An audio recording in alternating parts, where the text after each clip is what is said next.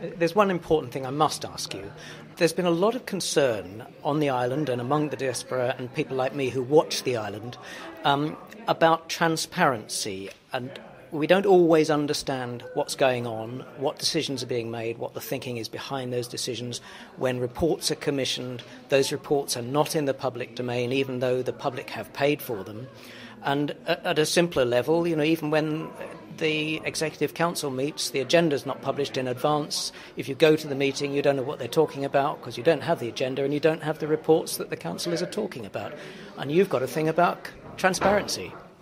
Well, you're completely right. I am absolutely committed to my department, the Department for International Development, being the global leader on transparency, and we regard transparency as fundamental not only to our accountability to those we're trying to assist, but also to the British taxpayer. We publish everything we spend above £500 now, so we're very clear about that.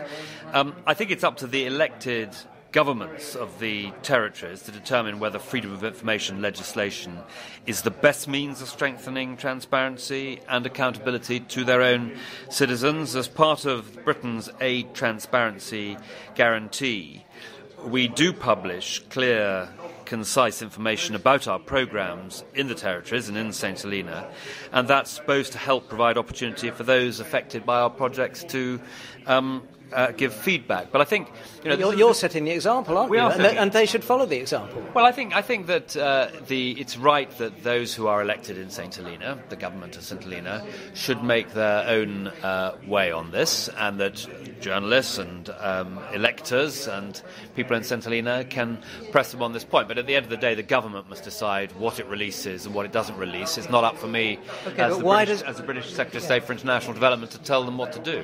Like Mr. Starling would. But why does transparency matter? Why is it a good thing to be in the open? Transparency matters because it allows people to be accountable for what they are doing. Sunlight is a brilliant disinfectant, and the openness, transparency, explaining to people why you're doing things, what you're doing, it makes for better governance, better government, and that's why we support it so strongly. So if people know what's going on, they can contribute to the debate, they don't feel afterwards that things were done without their knowledge, and there's less suspicion.